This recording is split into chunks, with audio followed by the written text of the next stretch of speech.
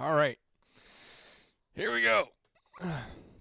So, yesterday we went over a lot of stuff, and I just posted on iRacing Drivers World another post, and I wanted to explain a little more about what this channel is going to be about. It just isn't going to be me sitting down in these open sessions, rambling on about different setup stuff, because it's when you throw too much information at an audience, I mean, it does tend to get a little confusing, jumbled, and things like that, and kind of hard to piece all of these bits of information together.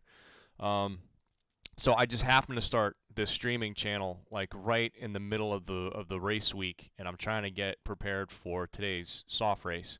But essentially, what we're also going to be doing is I'm going to be taking each individual, excuse me, each individual one of these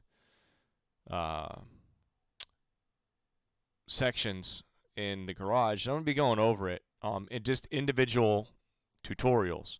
And those won't be streamed. Those are actually going to be produced and things like that.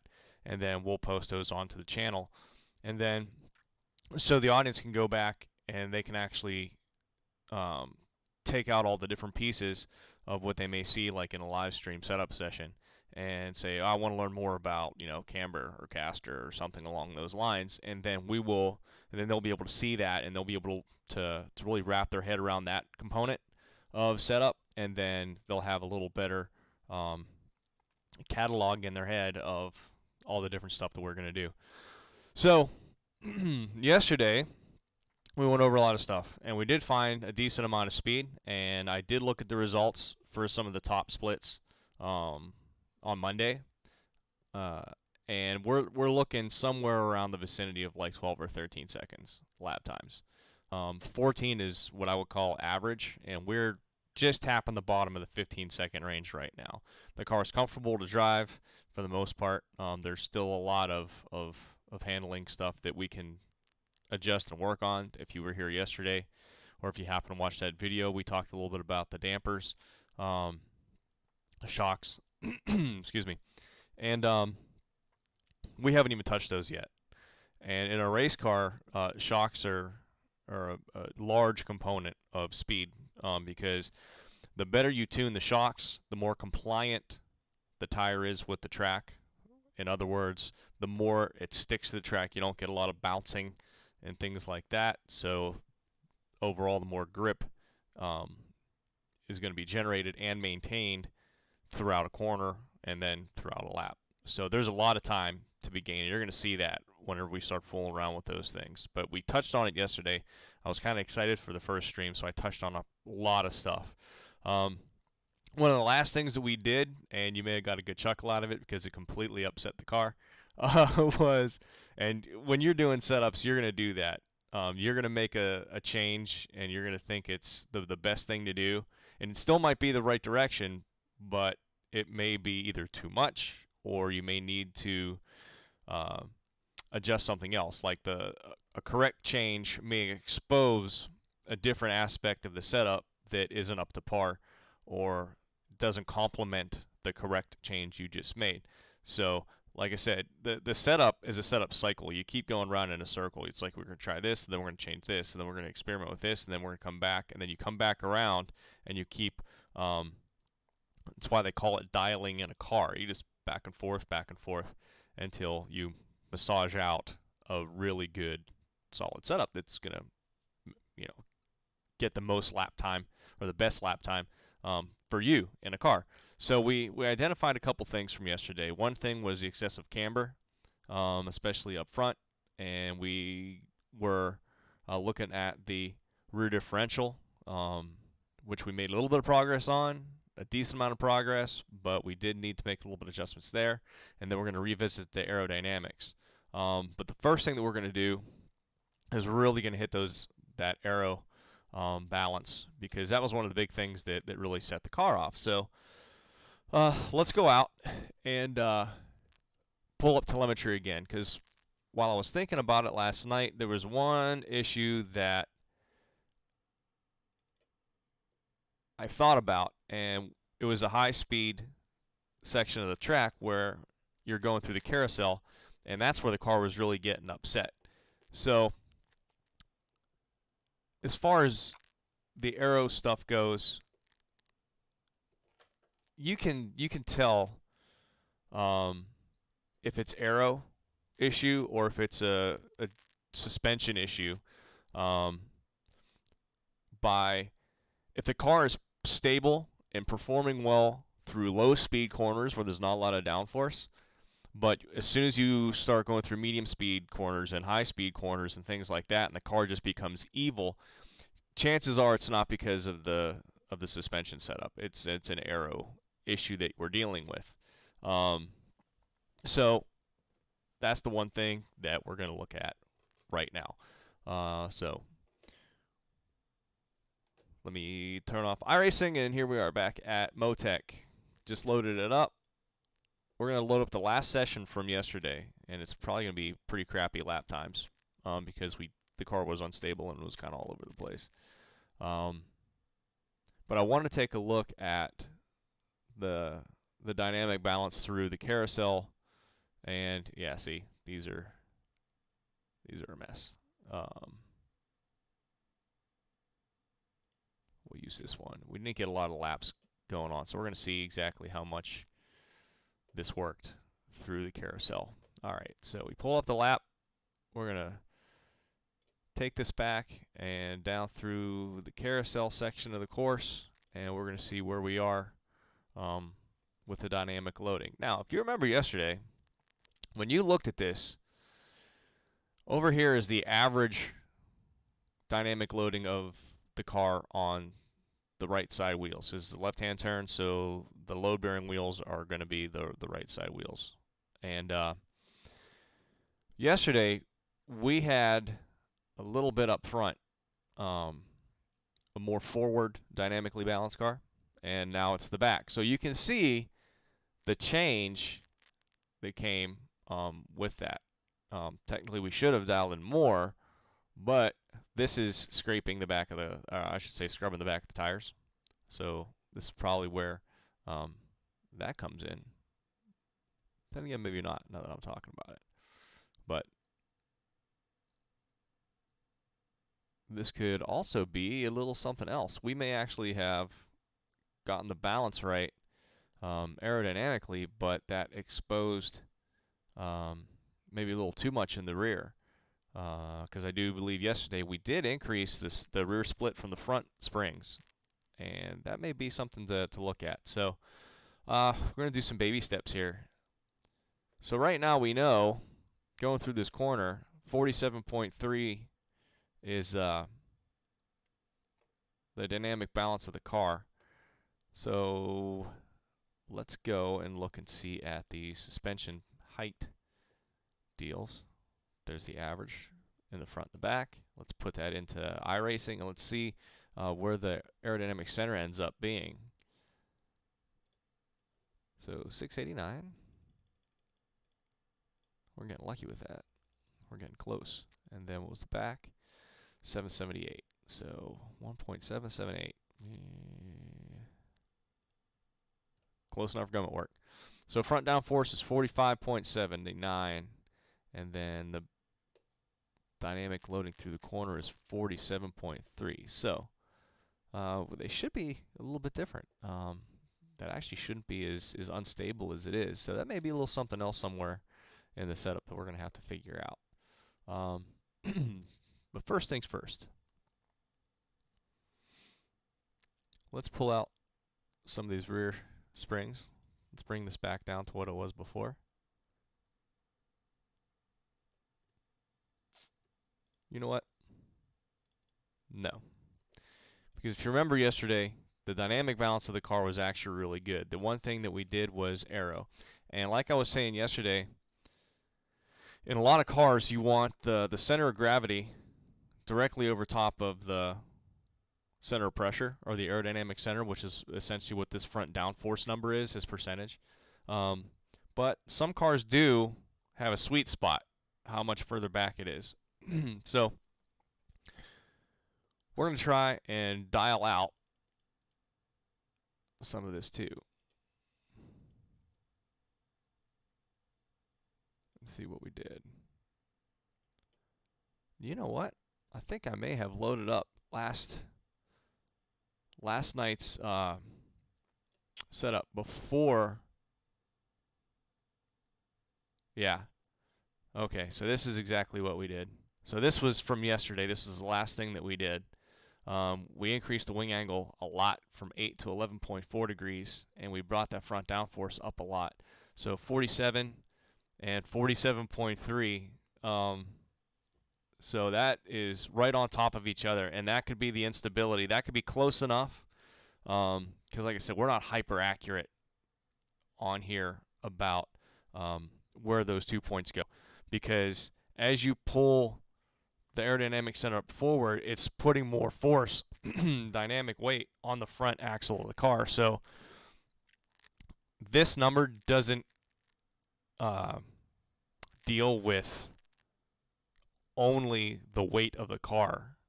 It actually includes the aerodynamic downforce that's being applied as well.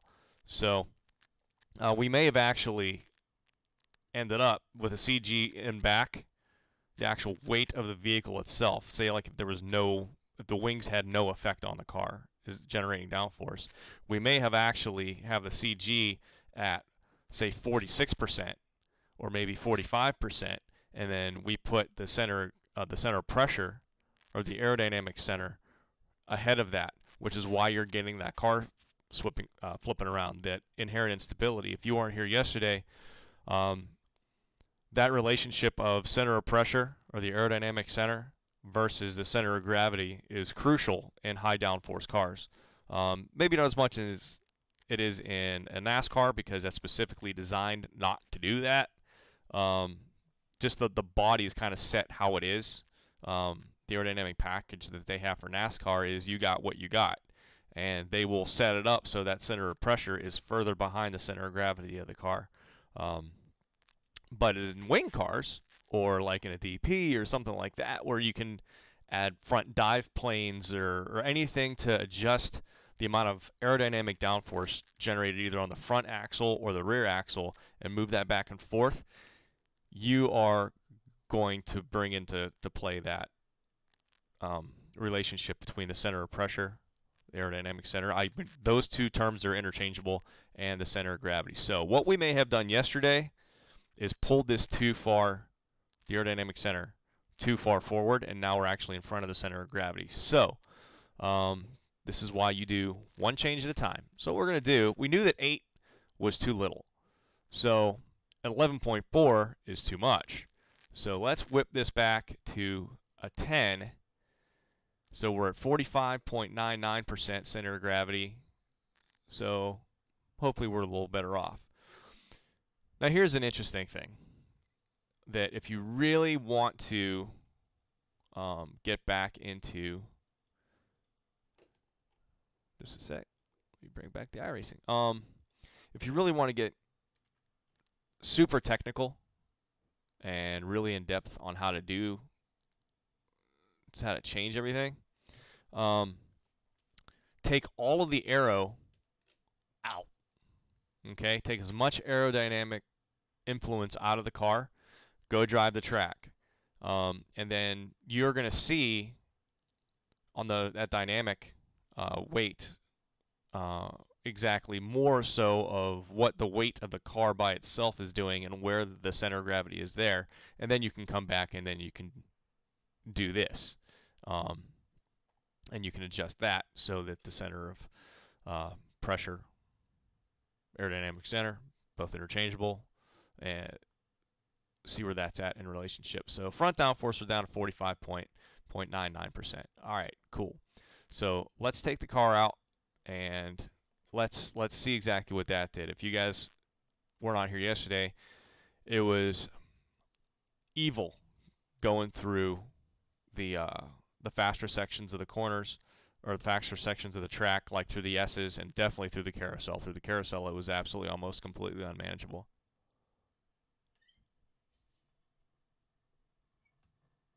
I have no sound. And I also sped going out of the pits. I wonder, oops, I'm sorry, dude. Sound?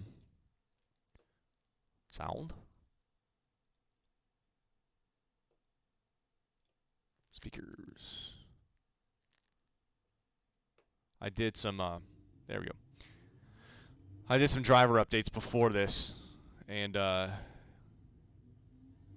messed a lot of stuff up. I was actually moderately concerned.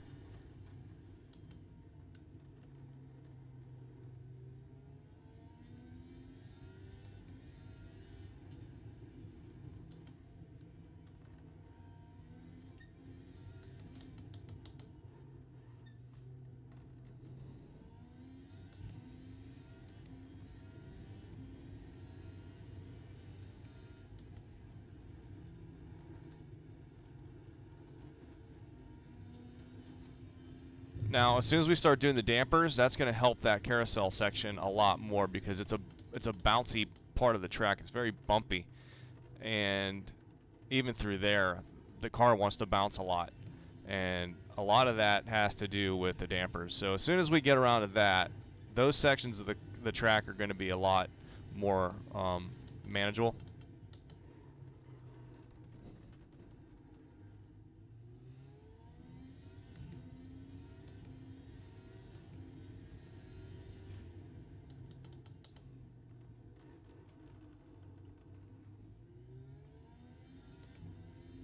If you can hear the tires scraping, we still have that inside front tire bouncing or coming up off the track.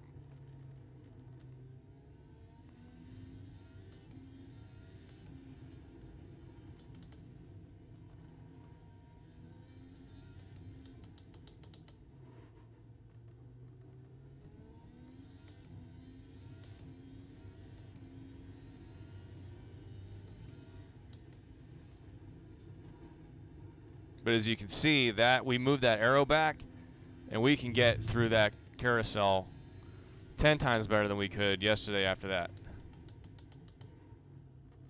After that aerodynamic change that we made. So, as you can see, you can tell through the medium and high speed corners the effects that you can put in as far as aerodynamic changes and what's an aerodynamic oversteer or understeer, or what is just a suspension induced understeer or oversteer.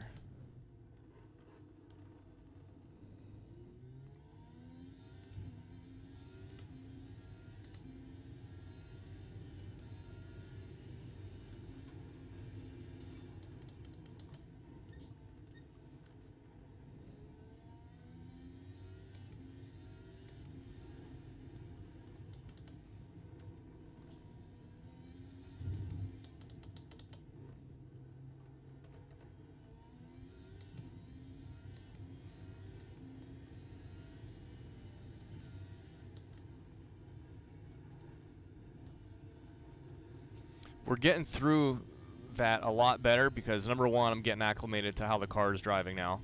But number two, the tires are starting to get heat built in them. And believe it or not, the tires are a spring. They're also a damper, okay? The harder a tire is, the stiffer it is.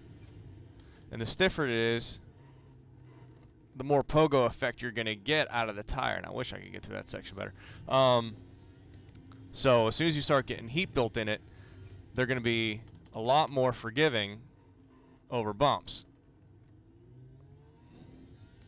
Where am I at here? 17. Ugh. Oh no, we suck again.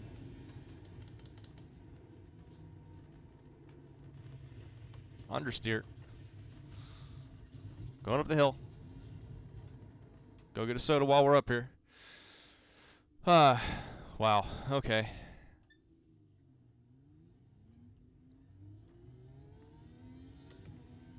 Believe it or not, in the real world, there's people that can hop into the car and just be fast.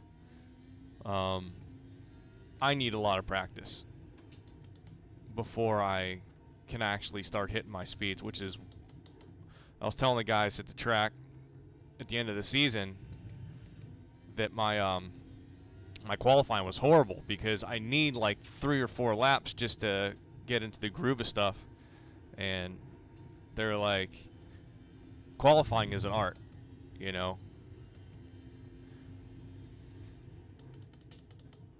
So it takes me a while on in these sessions to actually get up to speed to where we can start making accurate determinations of what the car is doing. Still a little, Alright, man. We'll be fine. still a little aerodynamic sensitive on that aspect. We're a little more balanced, but we're still pretty sensitive on the aerodynamics.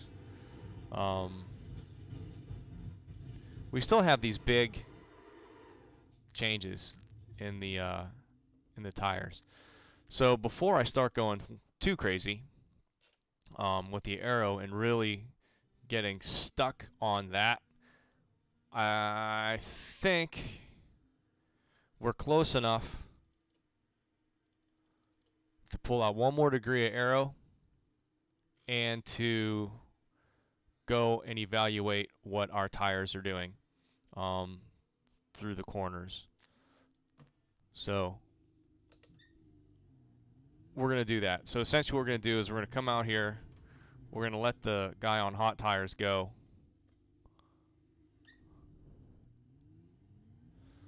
And I'm going to try and get some decent runs in here. And then we're going to go and we're going to look at the tires. Let's see how that works.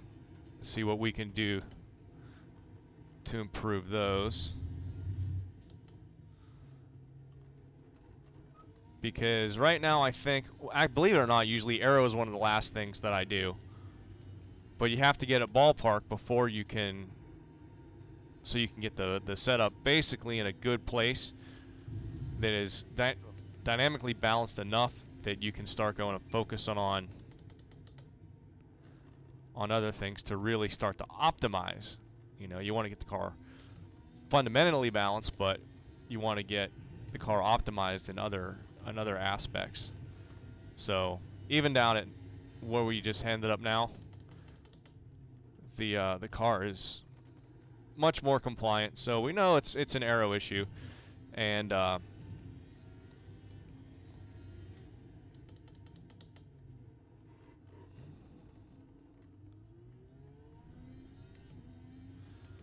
so we'll see. Oh, here's something else. A lot of people like to test qualifying with qualifying fuel loads, and then they'll say, well, I'll just make my race setup from that. I'm not a big fan of that. If you're going to do it, do them individually.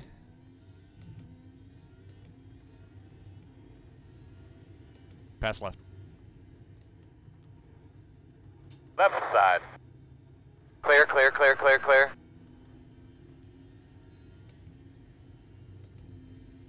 I let him go because I Left side. Clear, clear. you know, the cool thing to do is to make sure when you're on track and you're a massively slower car, get out of the way. Because it's in the real world, that's just driver courtesy. You know, it's like we get it that you're learning. We get it that it's fun being around other cars. But people are trying to do something. People are trying to accomplish something. And I race other people how I want to be raced. So if you're out on the track and you're going around and, you know, things like that, and you see people coming, like there's like 2 or 3 places where he could have simply just pulled over and just let us go. This is a practice session. It's not a race. So those are my pet peeves. And if you follow this channel enough, you're gonna see me get upset with people who just have no courtesy.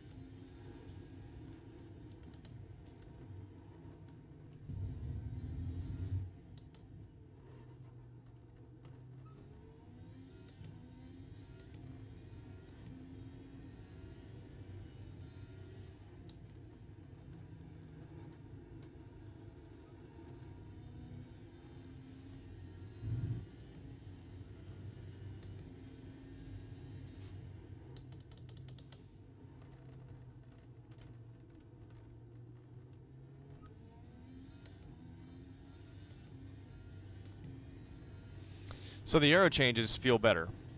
They brought a lot of stability back into the car.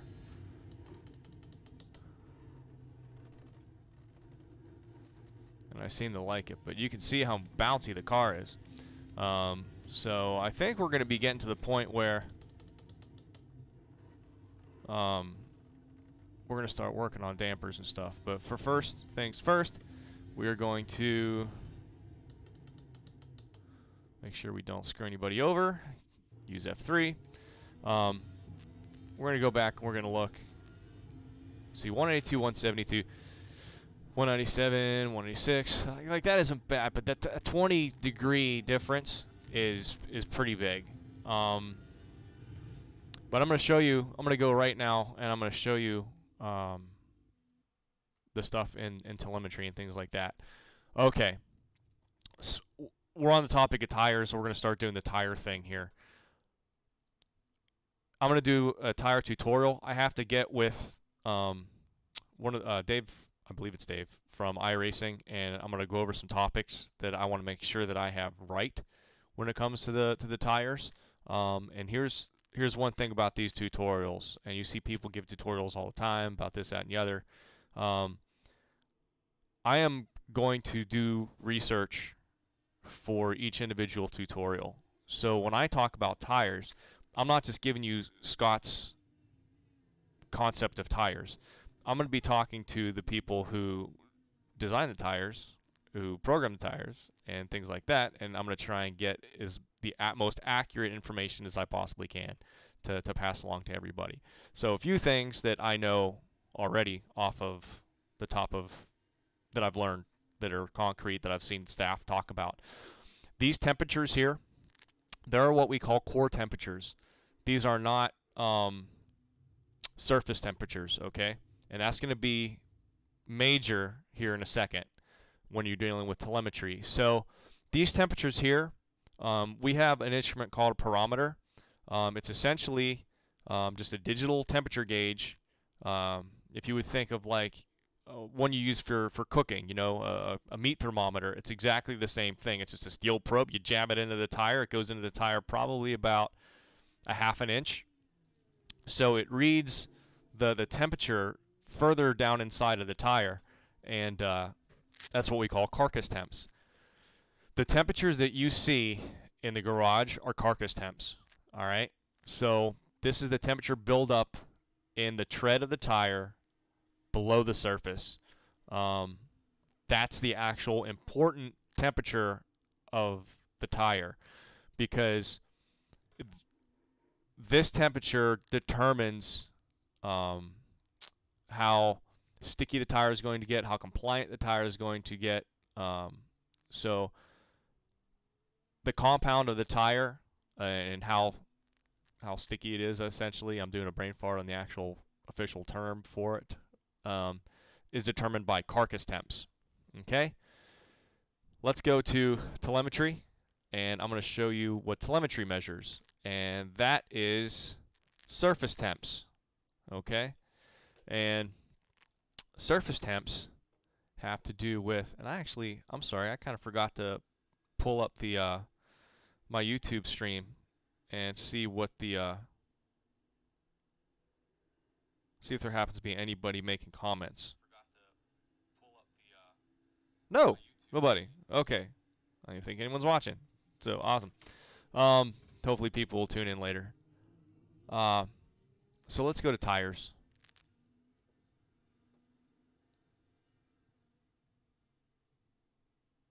Takes a lot to load up. There's a lot of information here. Okay, so these temperatures that you see on the left side, the top left corner here, and actually these down here as well.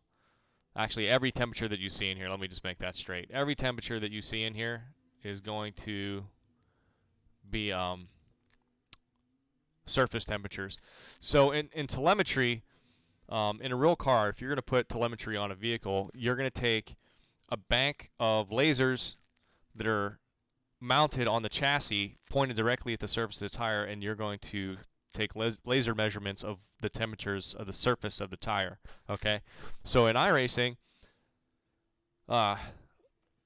they model this stuff so dynamically that the surface temperature is just a part of the equation of what makes a carcass temperature, because the concrete actually pulls out heat from the surface of the tire. There's actually a transfer of heat there, and iRacing actually models that. And then on the other side, you can think of the surface as a boundary. Down here is the track, and up here is the carcass of the tire.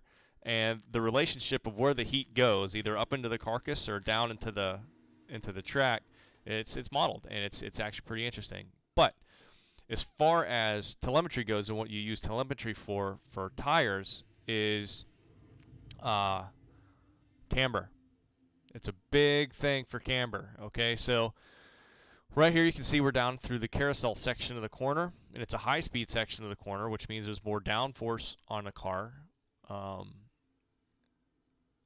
And what we're going to be looking at is we're going to look over here, the inner, middle, and outer sections of the tire. I don't know exactly where on the tire these lasers, quote unquote, I don't like to do air quotes, but quote unquote, because they're fictional, are theoretically aimed at the tire. I'll try and make sure I ask that question of the iRacing staff. On a real car, what we do, and I'll show you this in the actual tire tutorial that I'm going to make, is we take that parameter and we measure in probably about 1.5 inches from the edge, the inside edge. That's the inside one. The middle is self-explanatory, and then about 1 inch, 1.5 inches off of the outer edge of the tire. And then we write that stuff down, and that's essentially what you see in the garage. Those are the temperatures that we write down. So here we have a high-speed corner, moderately high speed, I guess, medium speed corner, and we're looking at the surface temperatures of the right side tires. So 122, 120, 115. So that's what? 7 degrees difference. And then the back is about 5 degrees difference. Okay, cool.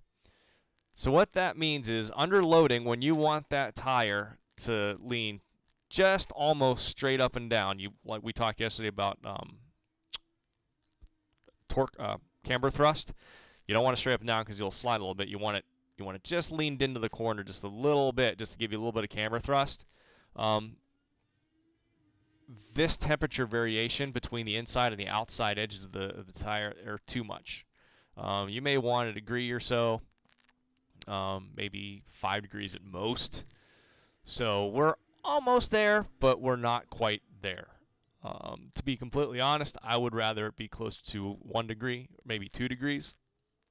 That way I know I'm getting the most out of the contact patch. So we're going to go back and we're going to mess around with cambers first. But here's an interesting little thing about cambers and how camber is dynamically influenced by suspension travel. If you have the tire and you have one control arm up here that's connected to the wheel, and then another lower control arm that's connected here, and then this side they're connected to the spindle that everything that the tire hub rotates on, and the tire and the rim is everything's connected out there, but that's near here or there. But on the inside you're dealing with the chassis, and the chassis moves up and down.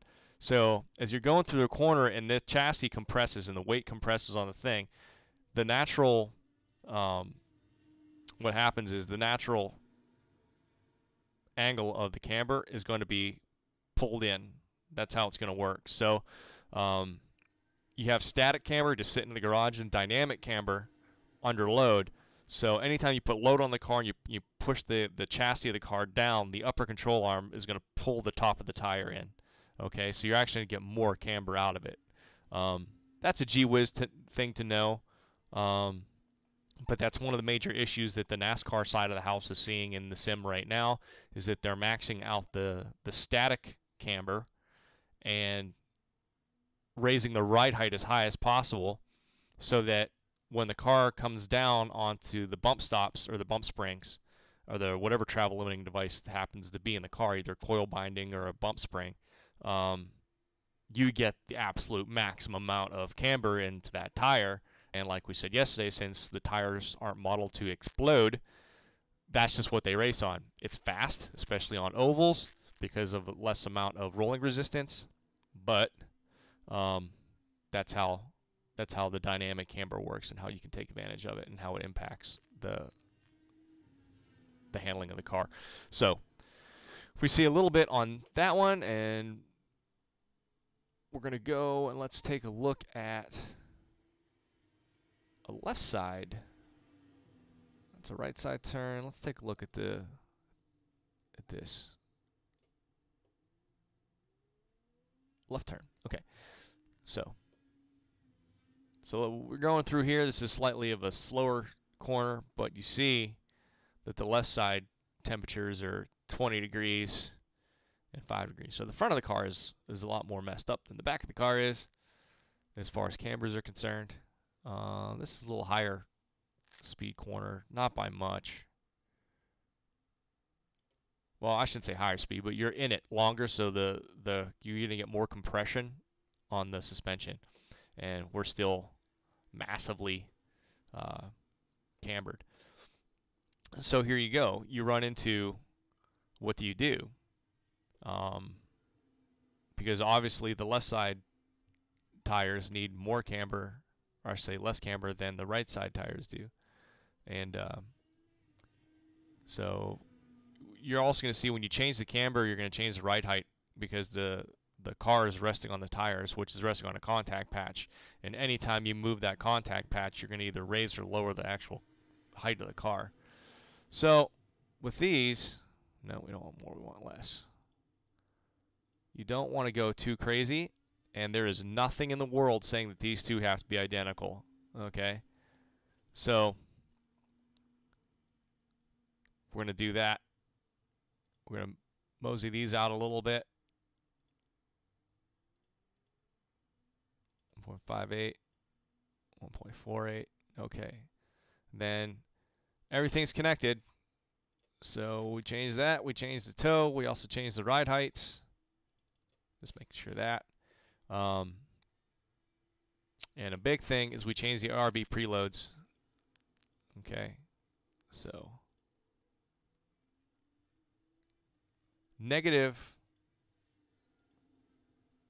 you can see, raises the left side. It actually dials in more weight to the left side of the car. You can see the ride height increasing whenever I dial in more negative preload. And then you can see it going down whenever you go to positive preload. Okay? So essentially, you always want it somewhat neutral to start. And I like having the front and the back to be the same, relatively the same, as close as you can possibly get it. Quick aside, on a road course, if there is what we call important corners, like corners that lead into a very fast section of the track, like those are the corners that you want to absolutely nail as far as setup-wise go. If you want to cheat, not in a bad way, but set the car up a little bit to prefer one corner more than another, say like a right turn or a left turn more, you can do that with the preload. Don't go nuts, but you know, if you want to put a click or two to help, you know, like the section, the corner right before the S's in the back, that's a pretty important section because it's a fast section of the racetrack. So if you want to get the car to rotate through that corner a little more, hey, I might throw in a little bit of preload to help that, but not by much. A click, maybe two. That's it. That's all you need, because you still have to turn in the opposite direction. So you don't want to compromise one direction to turn over another direction to turn. You just want to kind of nudge it in one direction or another. So we did that, and I think we went up on the, what does that do to the, yeah, it goes up on the, raises up your ride height. So let's pull these ride heights back down.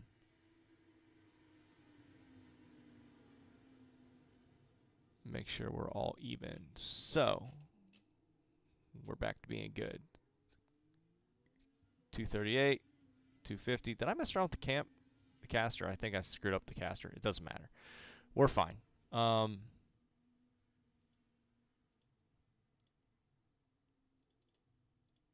Okay, yeah, we're fine. So, all right, we're good there. Let's get this back in the full screen mode, and then let's go see what we got going on.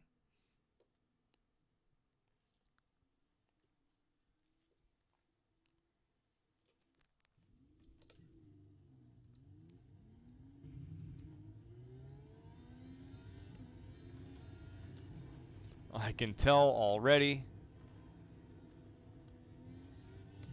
the steering is much more, there's a lot more force feedback in the steering, which means that more contact patches on the ground.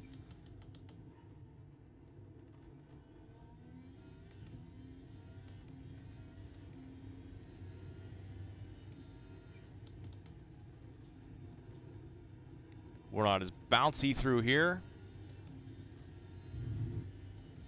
I mean, that's minimal. You know, that's a minimal change that we're going to do. We're probably going to lock up the brakes a little bit less, except for that pesky inside tire. But,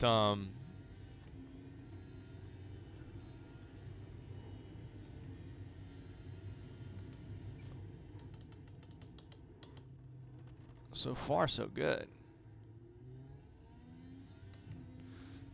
I mean, you can see the time change in the sectors.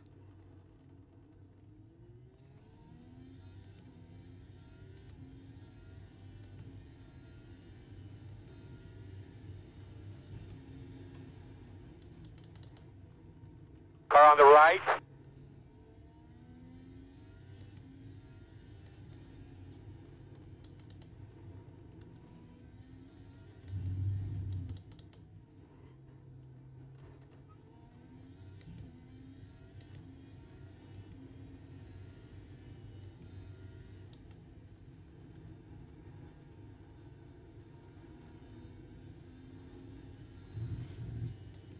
The car feels much better.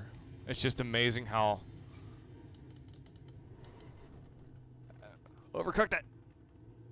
Fine. Shit. Got greedy.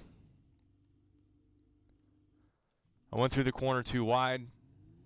I put more wheel into it, and then I tried to gain back time on exit, and I had too much throttle input, and somebody put dirt all over the track, and I just went off. And then you had the snap oversteer, which is awesome.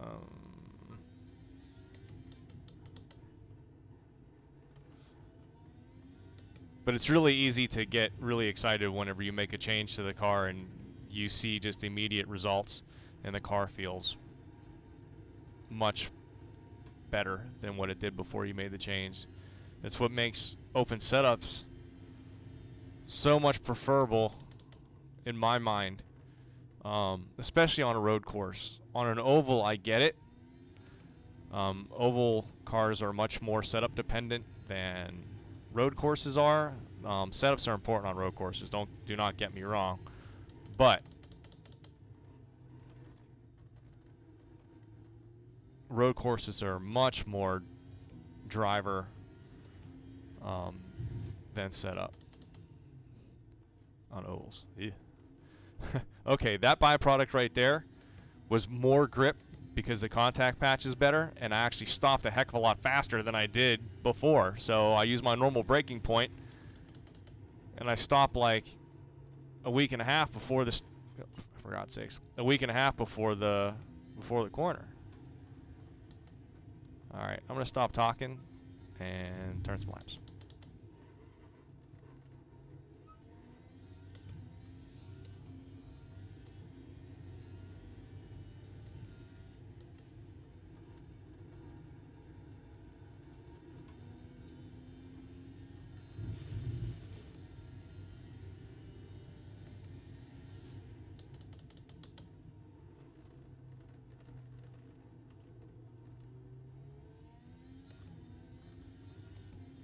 I would like to come out of that corner a little more straight.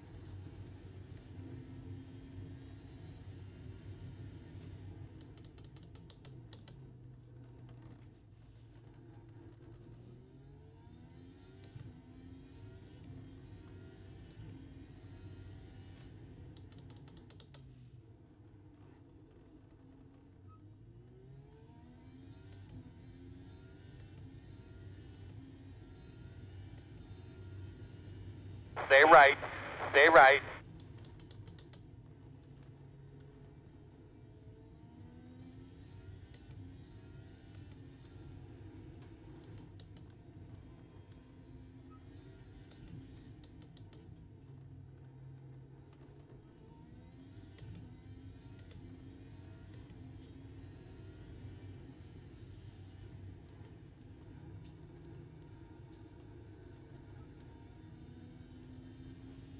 As soon as we do the dampers, you're going to see how much better that corner is going to go for us.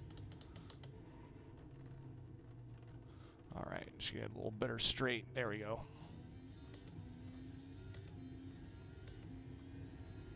That was a much straighter exit out of that corner than what we had been doing.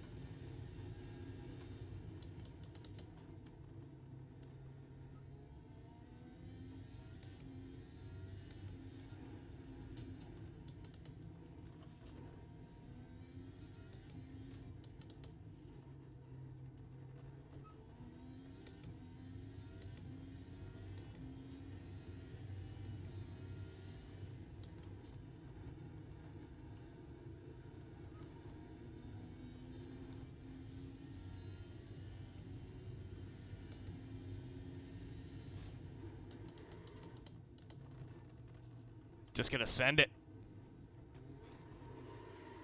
At any rate, all right, cool. I sent it. It didn't work. So these are gonna be a little hotter than they were before, as far as the temps, because we just skidded the crap out of them. But we're still getting pretty close as far as the balance of the car. 204.86. Still not bad. Still could be better. So we're going to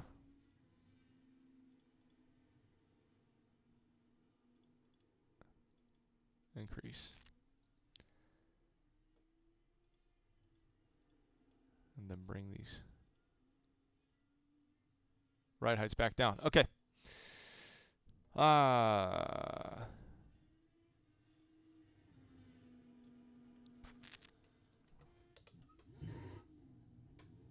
probably should have saved the setup, because it was good, because it's really easy to die yourself out. And we're going to have to do, we're almost to the point where I'm going to have to do something with the dampers, because I'm wanting to go faster, because the setup is beginning to feel better, but the dampers are hindering the process now. See, we're past the fundamental basic setup stage, and we're getting into more fine-tuning.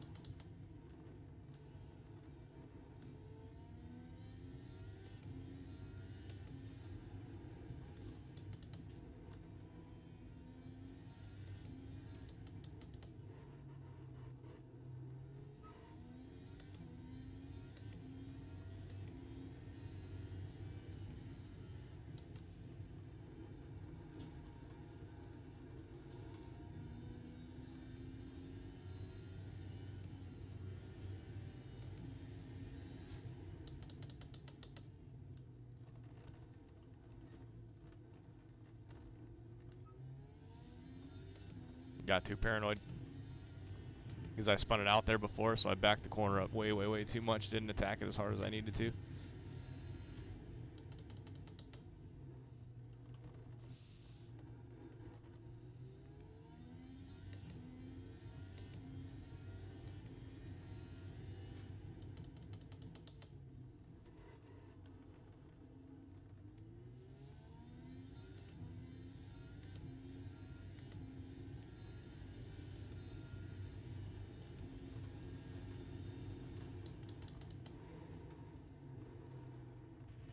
Yeah, we're going to have to hit up those. We're going to have to hit up them dampers. Actually making things worse. Alright, so let's go back on some of these changes that we just did because they did not feel as good as I had hoped.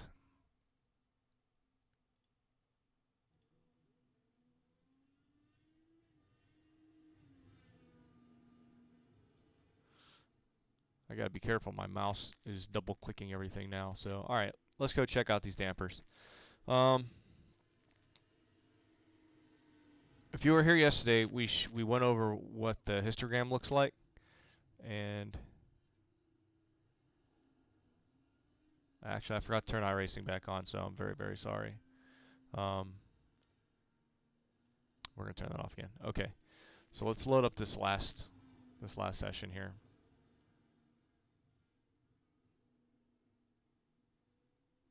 Boom. Okay.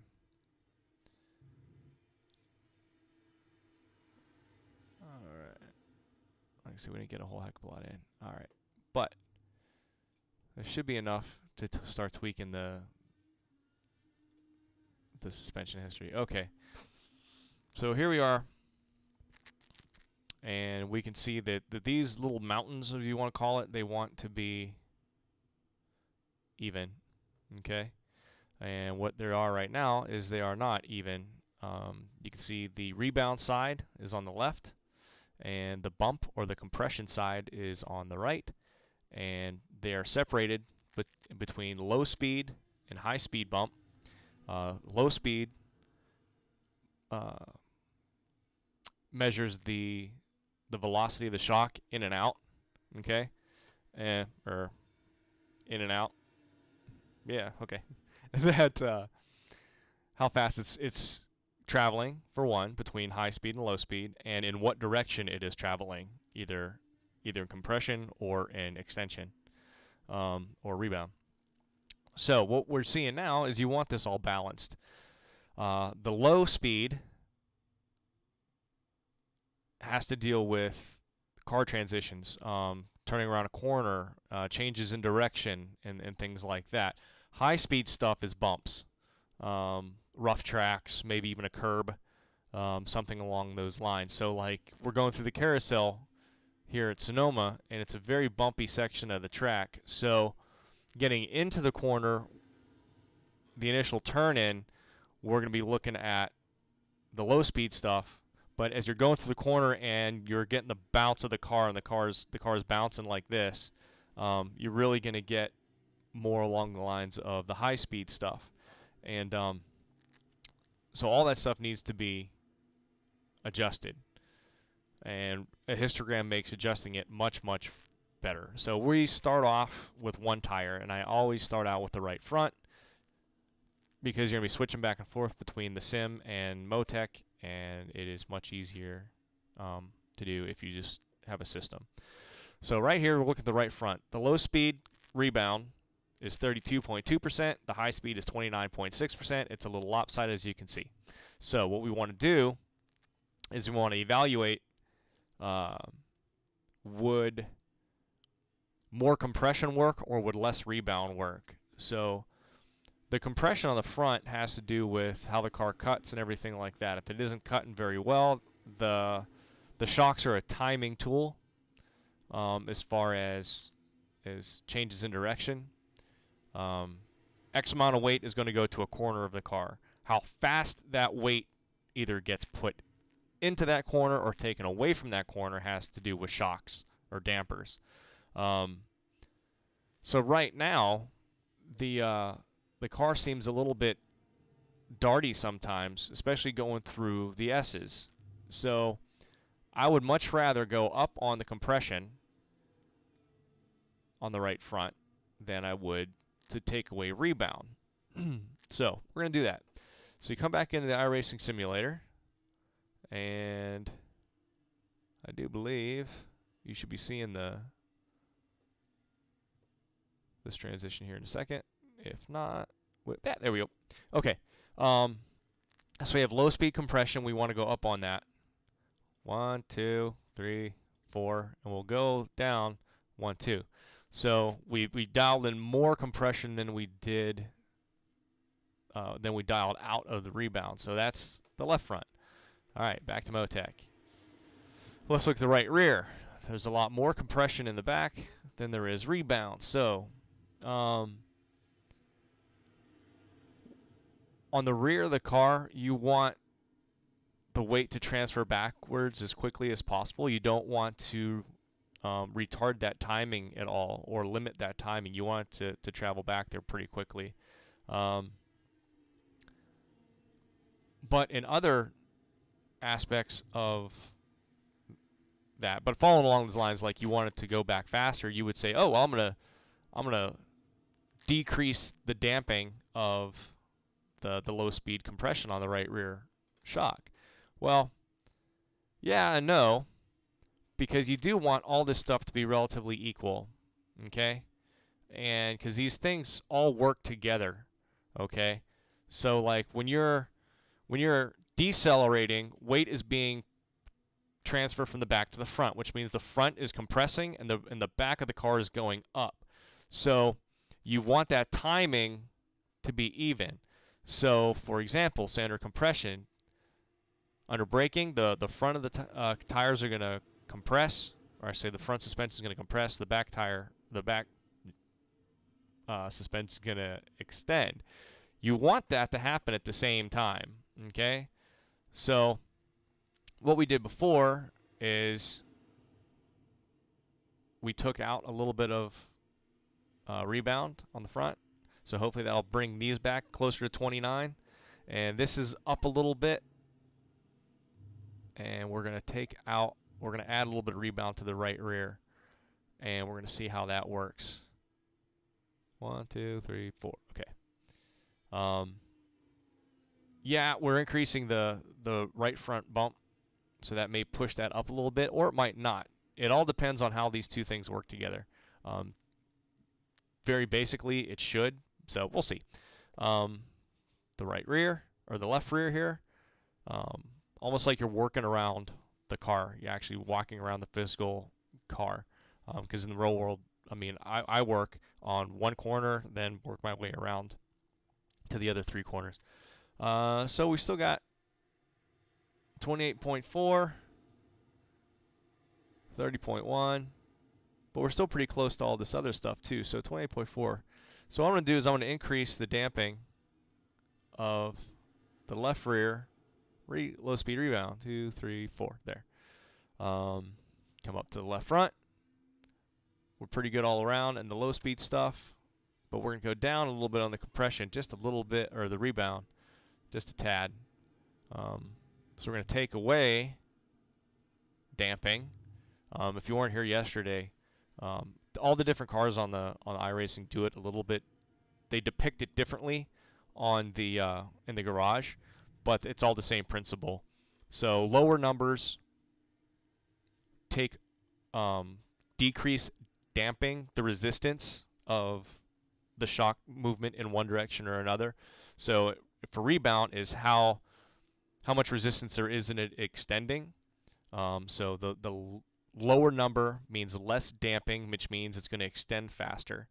And how that translates to Motec is it spends 30.1% of the time extending. Well, we want to bring the amount of time that it spends extending down. So we take away the resistance, so it extends faster, less time. So that'll decrease that number. So there we are. Just basically there. So let's go back to the right front and let's look on the high-speed stuff. Okay? If you look generally at the rest, we're all in the 20s pretty much all the way around, except for the right front. The right front is down in the 19s and 18 and a half. So we're going to come back over here, and we're going to increase the high-speed compression a little more. We're going to increase the high-speed rebound a little more, kind of maybe bring that up into the 20s.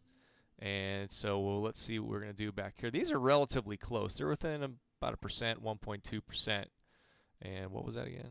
23 and 24. So the low speed, you want to take damping away, put more resistance in the compression, which means it's going to take longer to compress, which is going to increase the percentage of the amount of time that it takes to compress. So you're going to bump that up. We're going to bring down the high-speed rebound just a little bit. Where's that at? On the rear. High-speed rebound, just 1 or 2. We're not going to go crazy. And then we're going to kind of do the same thing on here. 23.6, 23.4. That's good. 20 and 24. So the fronts are relatively close, but we would like these to be the same all the way around. So what we're going to do is we're going to increase these, but we're going to do it equally because they're still pretty close to each other. 1, 2, 3, 4. 1, 2, 3, 4. Okay. Good deal. All right. Let's finish with that. Let's go racing and see how it worked.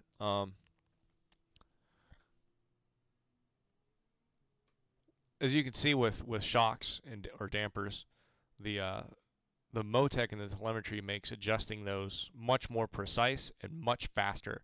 Because if you don't know how to adjust shocks by feel, you're just gonna be trial and error. You can do it, but it's an enormous pain in the butt. Cool, clean racetrack. Nobody behind us. People in front are farther away.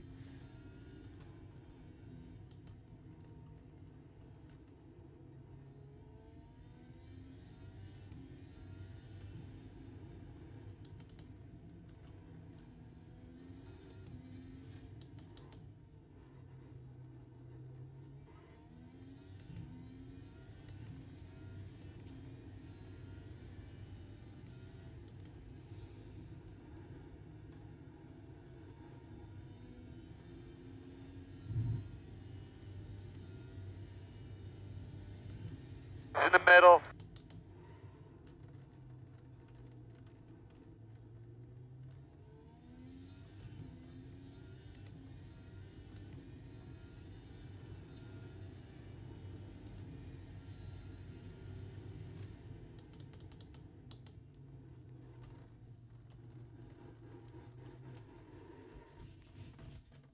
That is actually an issue with the tires. That's a modeling issue with the tires. When they skip, they get heat spikes, and when they get heat spikes, they turn into molten goo, and then a slide just turns into a mega slide.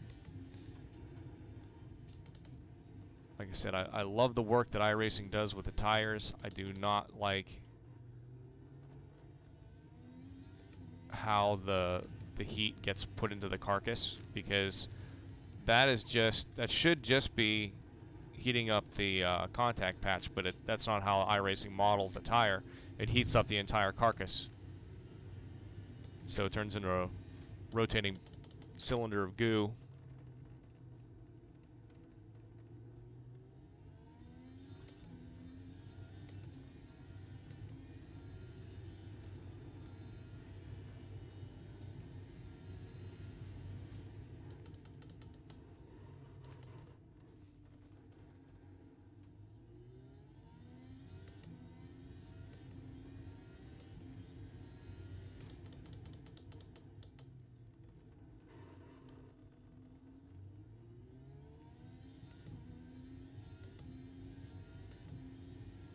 Now you're going to notice that my lap times are going to decrease because I have changed the handling of the car and I have to get used to it. But that should only take a couple laps.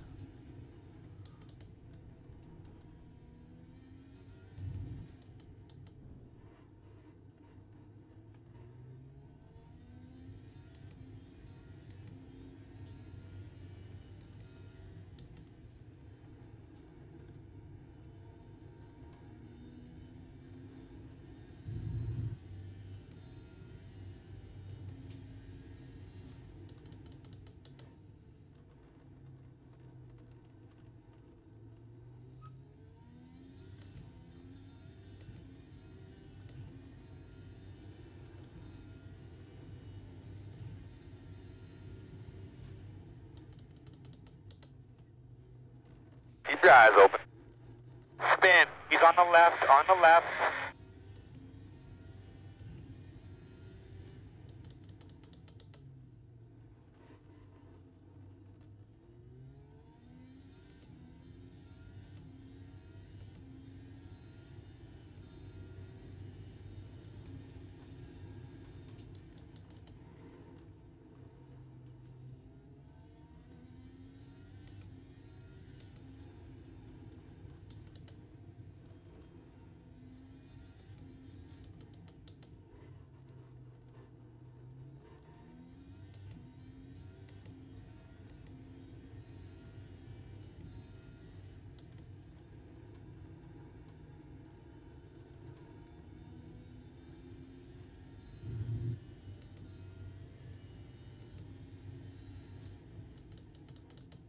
Car on the right.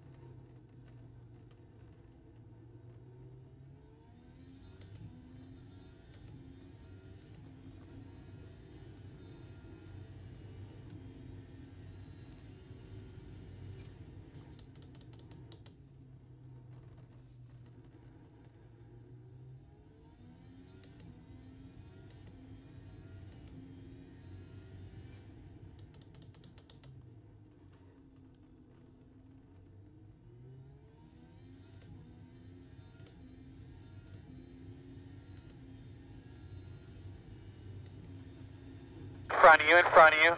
Watch the car. Keep coming.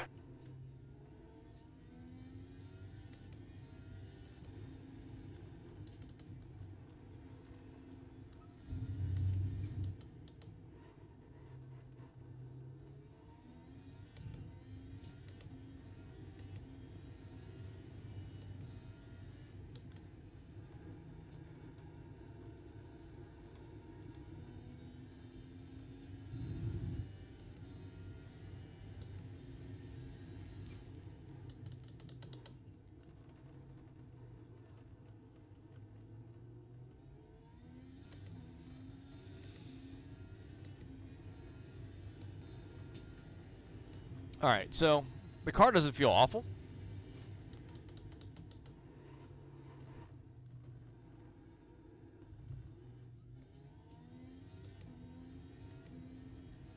It's not bouncing as much as it did before. So this is where I say the cycle of a setup goes around. So we're going to go back in and we're going to check and make sure, because we did change a lot of the stuff that has to do with ride heights. So we're going to go back and we're going to make sure that our ride heights are okay, because that's a downforce issue. So we're going to go back and we're going to do that. And I'm not going to quite save it as of yet, just because there may be some more stuff to look at as far as adjustments and things like that goes. So let's just do that. And we're going to take you back over into Motec, and we're going to load up suspension positions, and we're going to load up anew that last run. And we're going to see what we got.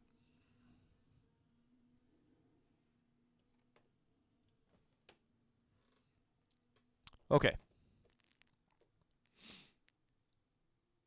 As you can see, just skipping along real nice, and we're hitting there, but that's kind of normal. That's still a little normal. We're hitting through there. Hitting through there. So as you can see, and that's real bad. That's real bad. Okay. So you can see these ride heights are pretty low, and we're going to go back and we're going to fix that. So we're going to pop these bad whammer jammers back up just a little bit. Maybe even a little more. Okay. We're going to do the same to the back. Double click. Okay. So now that we got the car basically handling pretty much where we want it, let's go to the transmission again. Let's go back to my favorite differential. And as you can see throughout the track, it's not all that bad. So I'm actually kind of happy with it. However, there's still a little, it's even. You know, there's some stuff on under acceleration on exit that the differential is starting to unlock and things like that. So remember what we said the other day, we're kind of where we are under the locking. We can't get any more locking force because we're at 30 degree on the coast angle. You can't get any more. So what we're going to do is, if you remember correctly, the clutch plates multiply the amount of force that each of these options give you, and it multiplies the amount of force that the preload gives you. So we're going to go from 4 to 8 because they only go in increments of 4. And then we're going to go back out and we're going to see how that works. Let's take a quick peek at the dampers. And we're going to see how much these things change. So 31.29, that went up. That went in the wrong direction. That one isn't horrible. Okay. So we can bring up the last lap's data.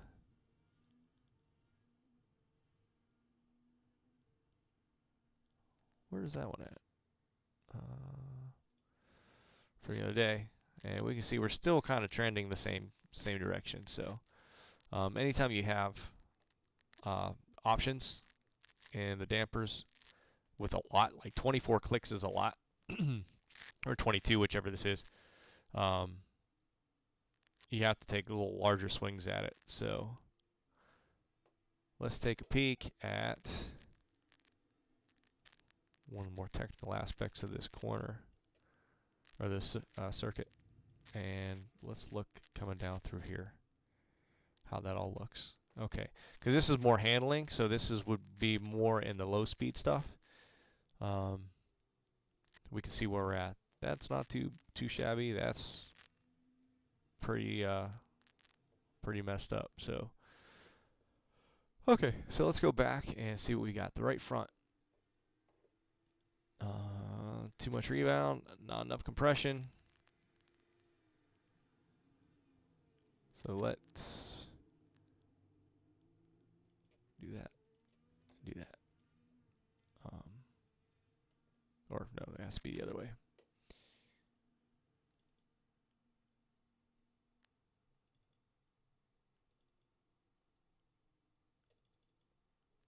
Yes, that's what I want. Okay.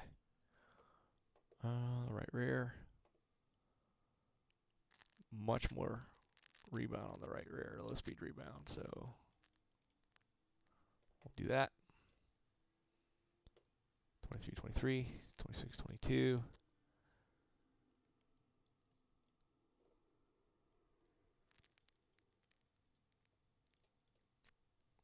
We'll do 5. All right. So then we'll go back and look at the circuit as a whole to see how we're doing on our high-speed stuff. So the right front, we're still kind of doing the same thing. So we still need a little more high-speed compression and a little less on the back as far as rebound's concerned.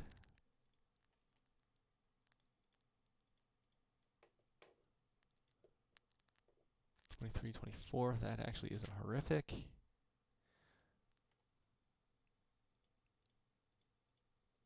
Okay, because we're going to bring these kind of try and get the high-speed stuff as close together as we possibly can. Then we'll, oops, sorry. And then we will increase the high-speed stuff just a little more. Okay. So with that done, I hate when I do that. There we go. So with that done, let's go back to iRacing and see what we got going on. I don't know how much time we have left in the session. It may be over.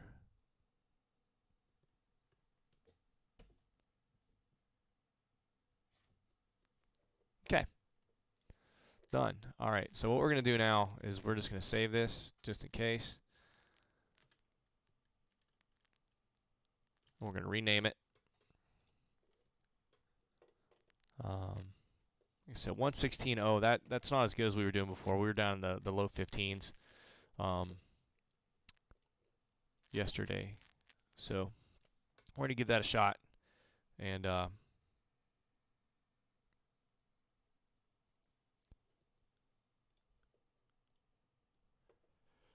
go learn into another session here. All right. I like going into ones that don't have anybody in there because that way you have a clean racetrack and you can really see what the car is going to do just all by itself. So if you have any questions, just feel free to ask.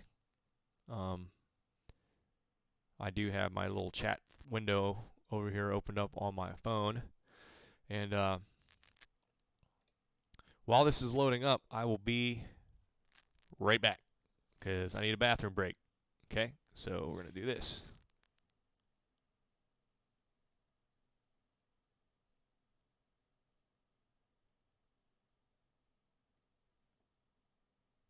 All right, I shall return.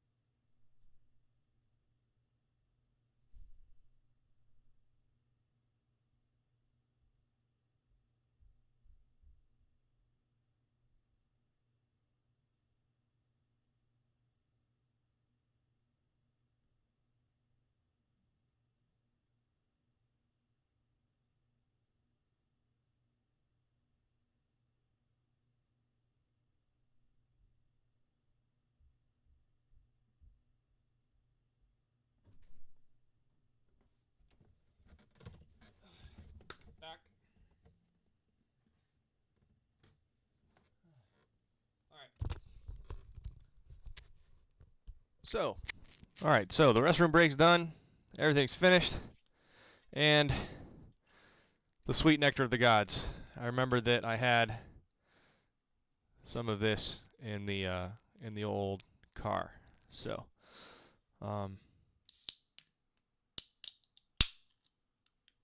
just a second. I haven't drank anything or eaten anything since I've woken up today at 7 o'clock. So this monster should wire me up relatively efficiently. Okay, so what we just did, we messed around with the diff a little bit, and we messed around with the dampers more. And to be completely honest, we haven't touched the tires yet, the tire pressures, and we're going to get there.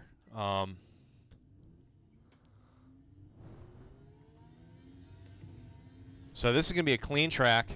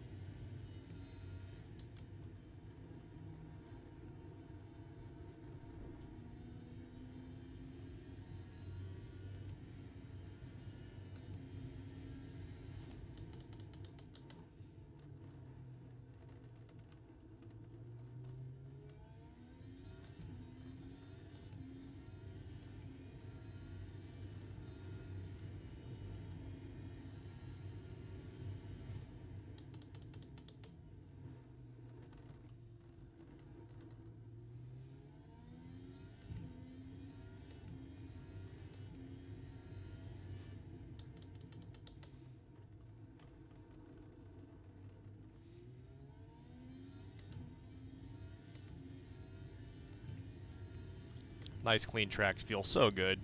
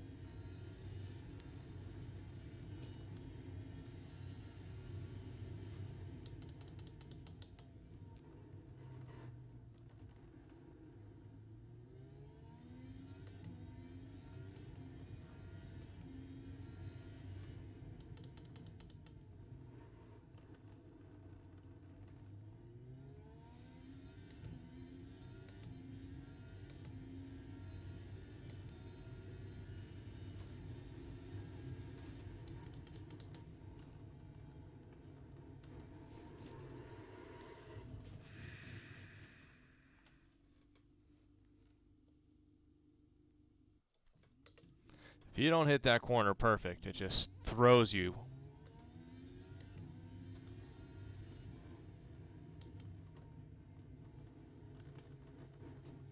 Or if you hit the curb too hard, it throws you.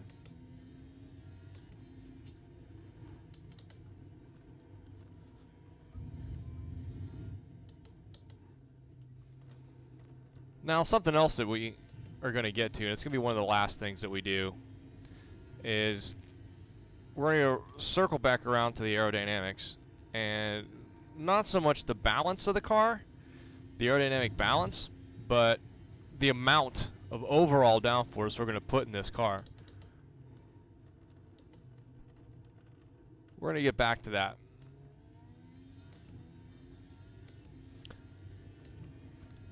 But when I'm testing,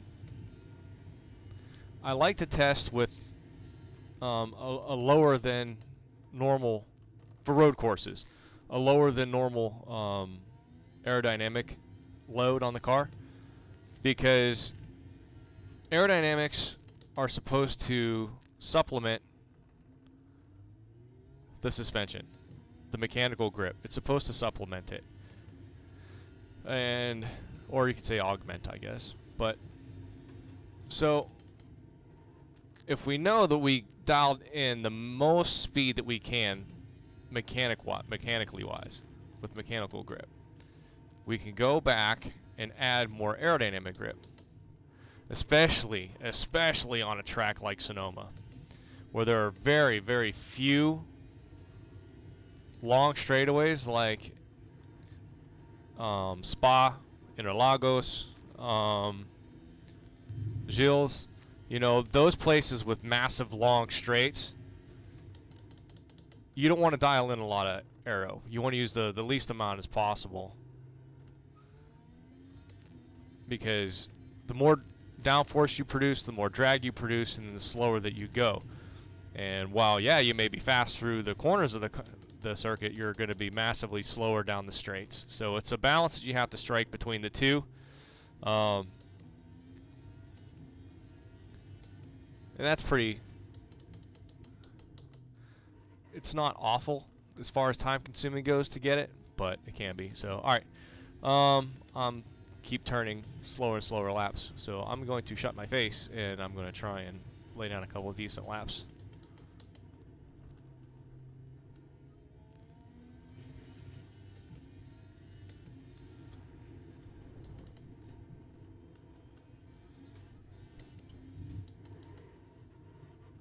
Jesus Christ.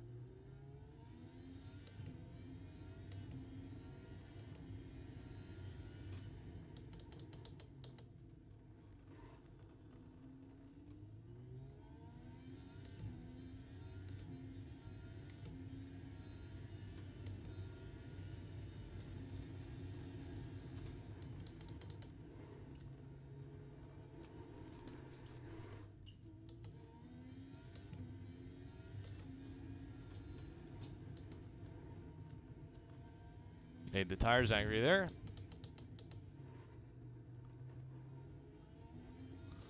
Lucky we're not in a race. That way, here you can just kind of relax a little bit. Back the corners up. Let the tires settle back down.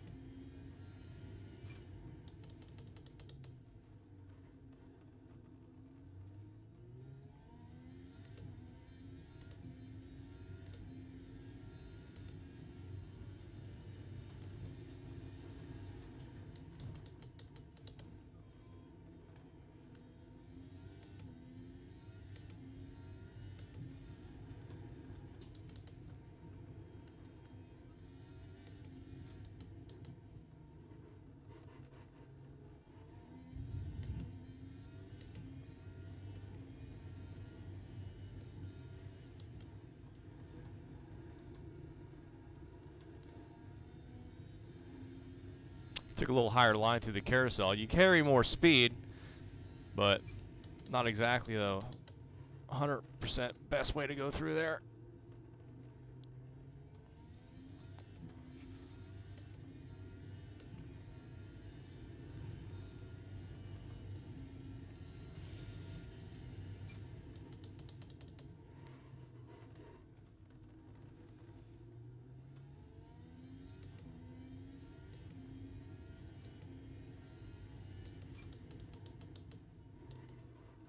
I was going to pit, but I decided against it, and then I just screwed everything up. So I got the least amount of all the worlds. Okay, so we got this test session here, 10, 17, or 97, so it's a 10-degree split. That's about a 12-degree split. 20-degree split, but that's the inside tire that keeps lifting up off the ground, so that's something else. But I'm going to do one thing here. I'm going to go back and I'm going to see what the previous ride heights were at. 1.21 and 459. 1.22 and 459. So 122, 459. Okay. That's not what I want.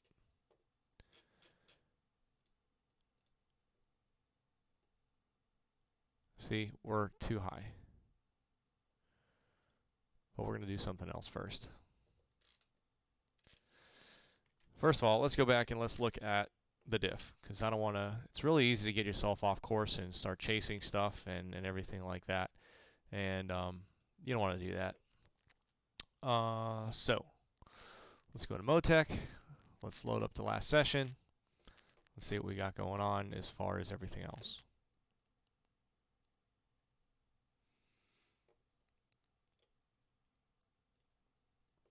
Okay, so as you can see, we're getting these back closer to normal up front. Still got to massage the back a little bit. That's actually a lot. So let's come down on the compression in the back.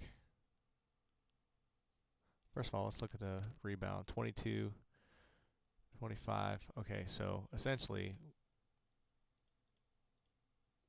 go up on the low speed rebound, down on the low speed comp, compression. Okay, I want to take a look and see what the differential did with that. So there's still a lot of issues. The drive side's fine. The coast side is not. Excuse me.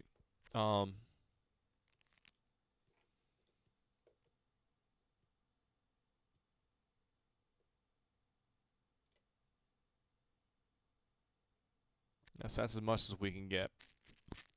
So let's. I don't want to go too far because then we're gonna be up in the maximum amount of preload. And I don't like going completely in one direction or another. But we can go 12 clutch plates, and but to be completely honest, there's a step in this that I guess I didn't really go through. And when I go talk about do a tutorial on the differential and how these things all work, I'm gonna go through it. Essentially, what you need to do at first is on the coldest track that you can set up in a test session with overcast skies and everything like that, you go out and you run at like 30 miles an hour. And you go around all the corners, you drive the course at about 30 miles an hour, and you take away, well, first before you go out, you take away all of the diff, everything. I mean, you make it the least amount of locking that you possibly can, and especially under braking. So you'd probably like, that would probably be the best one that I would choose, 75-45. And then you drive around the track and you see exactly how much slippage there is naturally around the course, and then you dial in everything, then you go back out, and then you can see these flags will start coming up because you have to set the sensitivity of Motec, of the formulas, um, and then you can see what this is all about, and then you're going to get more accurate stuff. So right now the car doesn't feel crap under braking, so or entry. So I may think that all these flags may be false flags. So I think we tuned the diff is about as good as we're going to get it. So let's go and do some other interesting stuff. So I think we're going to be as good as we possibly can as far as the chassis goes. But first, let's take a quick peek at this caster and see what the adjustment range is. That's what I thought. Okay. So we're going from essentially 4 to essentially 10, and we were like at 9.63. That's a very inherently unstable setting for casters. Okay. As you can see, more positive caster, which is leaning back, is more oversteer. So I don't know if it shows up in the stream when I'm driving, but going through the S's, there's a lot of dartiness. The car wants to dart in one direction or another, and it just darts.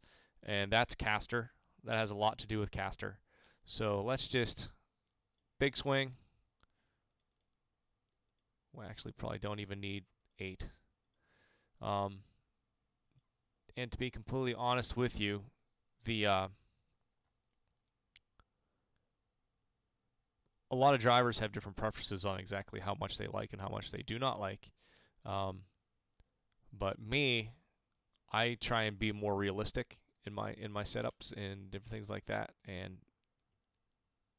if the car is set up to have a max of 10 and you're at 9.6, chances are it's probably not a realistic representation of what the car usually handles. So we're going to do that. And then the next thing that we're going to do is I'm going to show you exactly how to increase downforce or take downforce away and still maintain the aerodynamic balance of the car. So right now we're at 45.27, and if I can find a pen, I'm going to write that down. Here's a pen. All right. So 45.27 aerodynamic center. All right. So you can go through here and you can start seeing what these changes are going to do.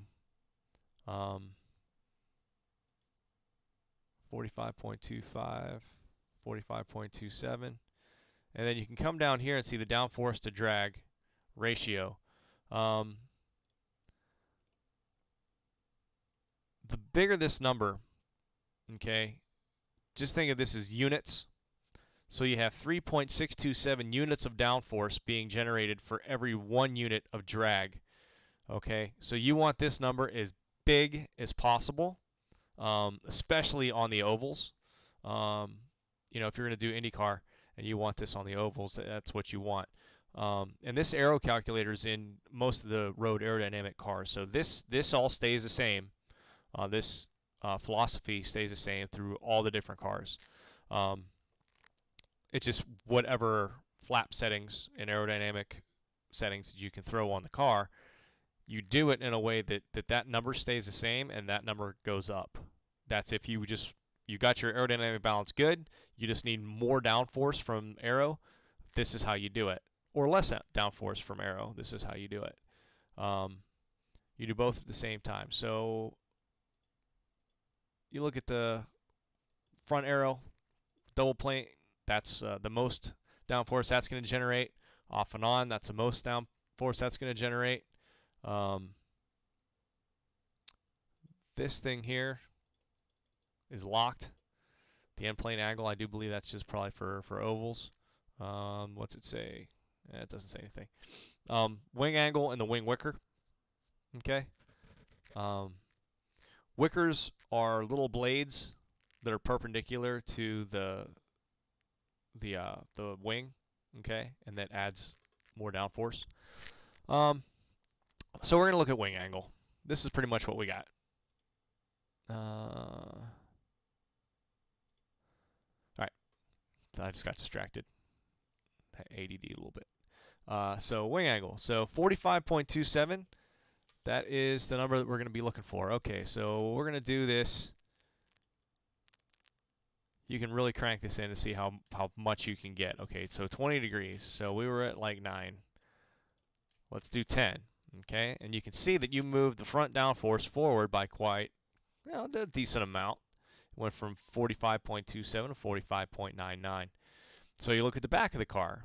All right, we're the max there. We're not using any wicker quite yet. Let's see what we can do on the wing angle. So we are maxed out on the rear wing angle. Okay, so let's see what we can get through the wicker. All right, so we went from 45.27 to 44.79 and 3.584, 3.61. Okay, so what we're doing now is this is that balance we were talking about. We're using more we're generating less downforce for the amount of drag that we're producing. So in other words, we're actually not optimizing the downforce to drag ratio. We're actually, for the downforce that we're generating more drag, which on a course like Sonoma isn't a bad thing because you want downforce more than you want a lesser amount of drag because there's not a lot of big straightaways. Like even the front straight really isn't a high-speed straightaway. It's fast, but it's not straight line, traditional straightaway. Give us as fast as we possibly can. There's much more sections of this racetrack that require more downforce. So on this particular occasion, I'm not going to drive myself crazy about the downforce to drag ratio because it doesn't matter. So 44.79 on the back, and we need to bring the front up more. So the wickers are a fine adjustment, okay?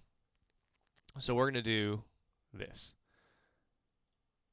45.27. Okay, so 45.29. Close enough for government work. All right, 3.587. We're going to write that down too, because this is how, well, I say it's not crucial. If you can optimize it, optimize it. So we were at 10. Let's see what happens if we put wicker in.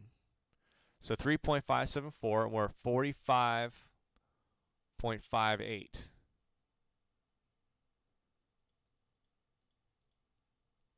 So 45.23, 3.572. Okay, and that option is less efficient. So let's go no wicker. Let's see, that was 572. 3.572 with wicker. And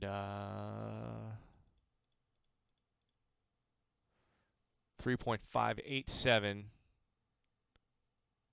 with just using the wing. So this option gives us the same downforce to drag ratio that we had whenever we started, 3.587. So of the two options of using the wicker up front to balance the car or just using wing angle to balance the car, the wing angle is more efficient. So that's what we're going to use. Okay. So believe it or not, this is as much downforce as we're going to get out of this car because we can't add any more because we're going to push the center of pressure, the aerodynamic center, further forward, and we do not want that. Okay, so there's that. Good deal. Let's see what that does on the track.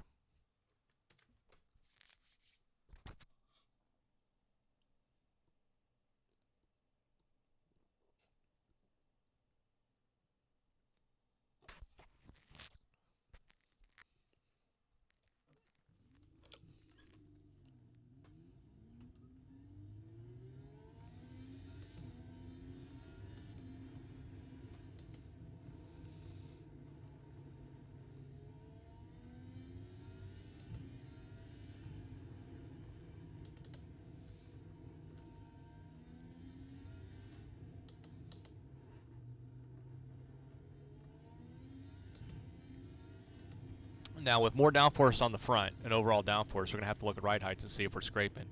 because the downforce is now pushing the car down even more. Damn you, cold tires!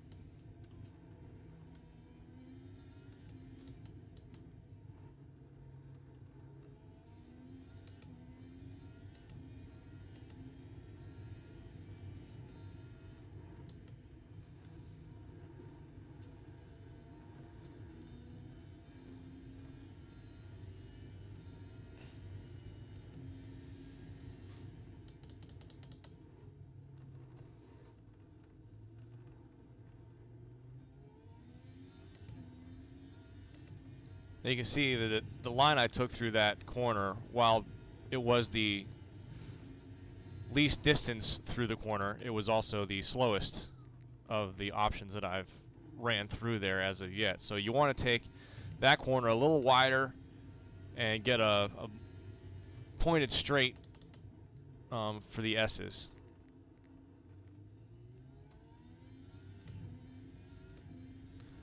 Oh, something else popped in my head. Don't use push to pass in practice.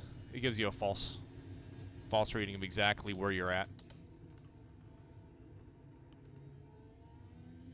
You know, there's no reason to use a ton of push to pass when you don't have a ton of push to pass in the race. You know, and you're like, oh, I was turning 12s in practice, but I can only turn 15s in freaking the race because I ran out of push to passes on lap 5.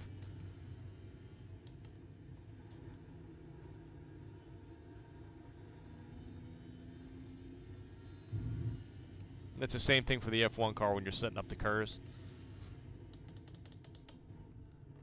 So we're going to take this a little wider, get a better cut. Try and get through there. No, that didn't work either.